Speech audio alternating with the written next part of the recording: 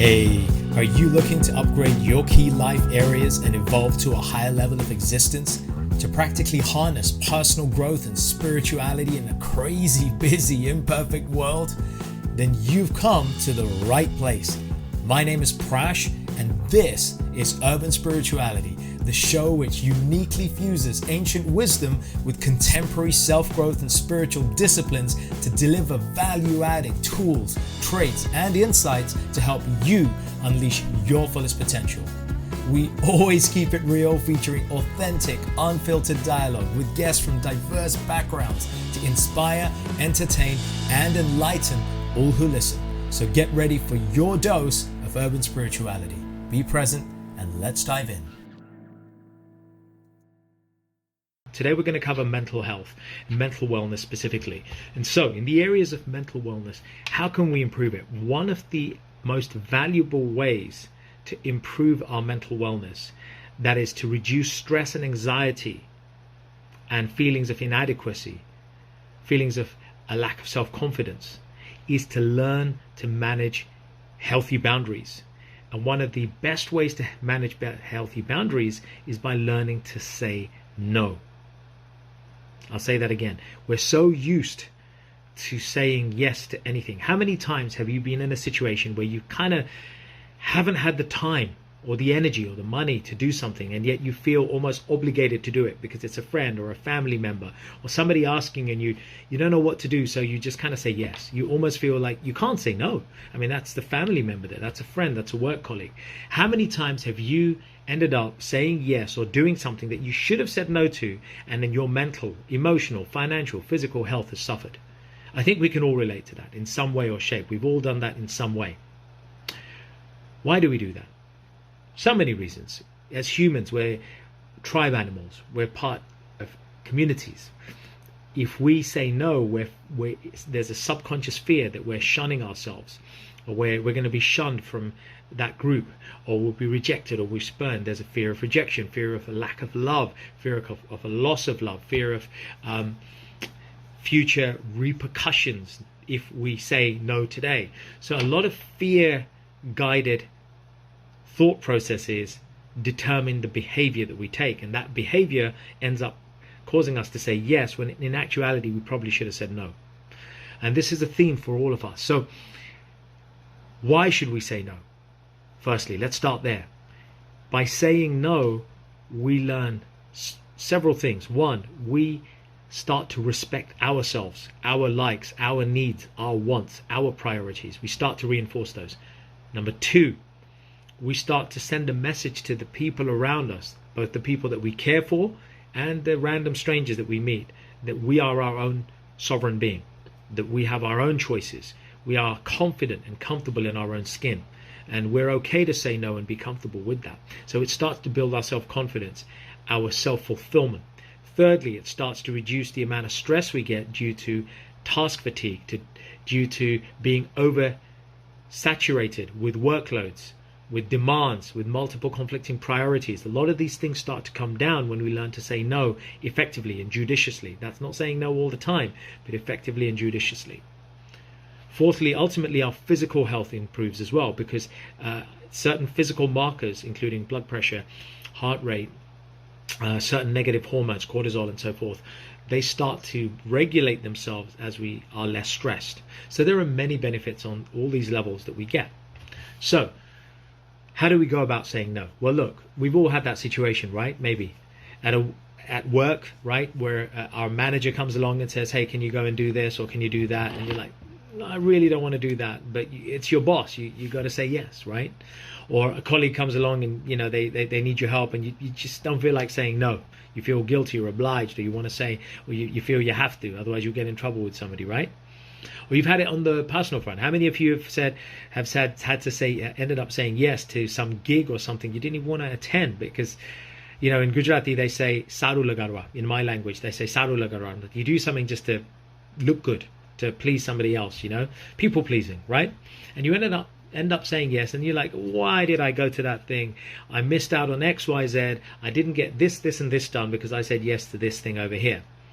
So we've all had it in some way. So I want to share 3 ways that we can learn to say no more healthily and actually start to establish our boundaries. But all three ways rely on one important principle, and that is this: life is not a popularity contest. We are not here to live our lives to be popular.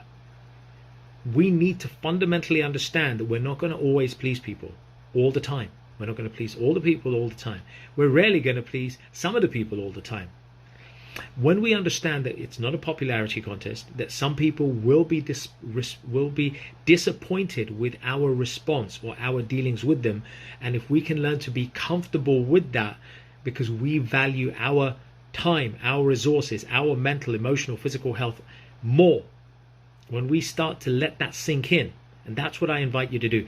First, recognize that your mental health, physical, emotional, spiritual health is the most important thing. Because if you don't have that health dialed down, if you don't keep that at a certain level, then not only does your life suffer, but those around you, your dependents, your loved ones, they have an indirectly negative effect as a result of your poor mental, emotional, physical, spiritual health. You know this to be true in your heart. We all do.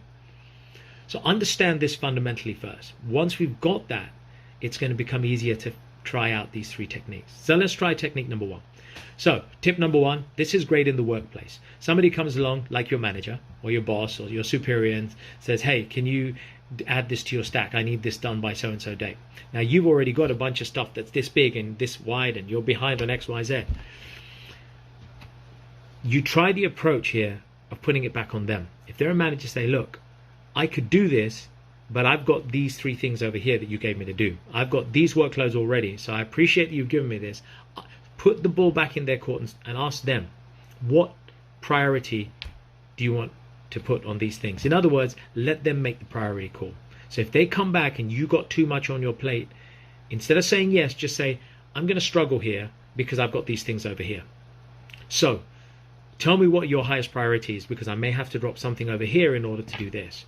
So you're putting it back on them to make them call out the priority. So they got to pick that they can't have you working on 5 things. They got to pick the 3 things that they deem as high priority for you to work on if they're your manager.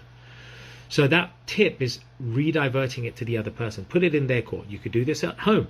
You know, if you've got family or elderly parents or somebody like that, and they're asking too much of you, and I've been in this situation, by the way, put it back on them, saying, look, okay, what would you have me do? Which are the key things that you want me to do? Let's focus on those. These other things can come later. That's tip number 1. Tip number 2 is learning to say no gracefully with a conditional. What do I mean by that? A conditional no. So it could go like this. A work colleague comes to you, or a friend comes to you and says, hey, I need a hand. Can you help me move my house? Or a work colleague says, can you help me with this project that I've got? I got a deadline over here. The answer could be, at the moment, I'm not in a position to do that, but I can connect you with so-and-so who could help you with that thing. It could be that somebody else at work could help with that thing. So what you're doing is you're saying no, but you're giving them something else, an alternative, a workaround, so that it gets what they want without you having to be the one who has to say yes. Does that make sense? So in work, it could be that. In your personal situation, it could be, hey, I can't help right now with this. I'm struggling, but I could recommend so-and-so. Or how about this?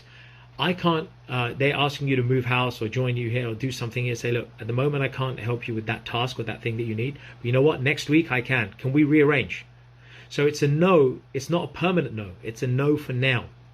Now that makes it easier on the other person. What you're doing is you're not cutting them. You're letting them down gently, but you're also giving them an alternative. Either an alternative person, an alternative resource, or an alternative date. So try that as tip number 2.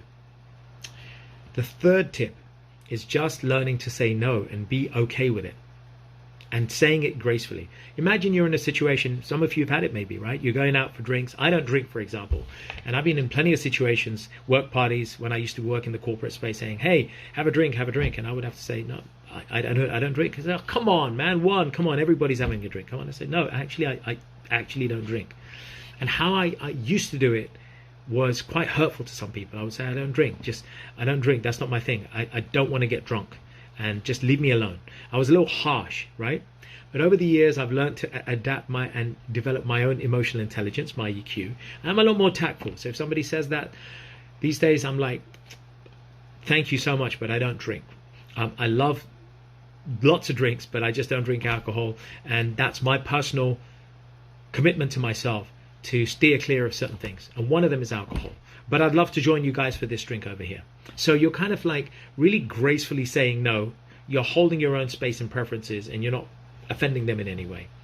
You could say the same thing with any sort of situation. Somebody says so and so here, just learn to say no and be comfortable with it. Say, one example you can use is to say, I say no, and say that's because you can give them a reason. You can say no and give them a reason, offer them a reason, like I did. Oh, well, no, because I don't drink. Or somebody invites you to a concert saying, look, it sounds great, but it's not my cup of tea. That's not the kind of event or concert that I enjoy. It's not my genre, it's not my music, but I really hope you have an amazing time. Perfectly done. Or if you feel you don't want to give a reason, you don't have to. Just be as simple as this. If they say no, if they say why not, just say I'm respecting me. I'm respecting my boundaries, my time, my resources, and it's nothing against you, but I'm saying no because that's what feels right for me right now. It feels aligned for me to say no. But that doesn't mean that I'm going to say no another time, or I might say yes to something else. But I'm just saying no to this thing over here at this point in time. And it's done so respectfully, so gracefully, that you minimize the chance of anyone feeling offended. And remember what I said before, even if they feel offended or hurt, that is not on you.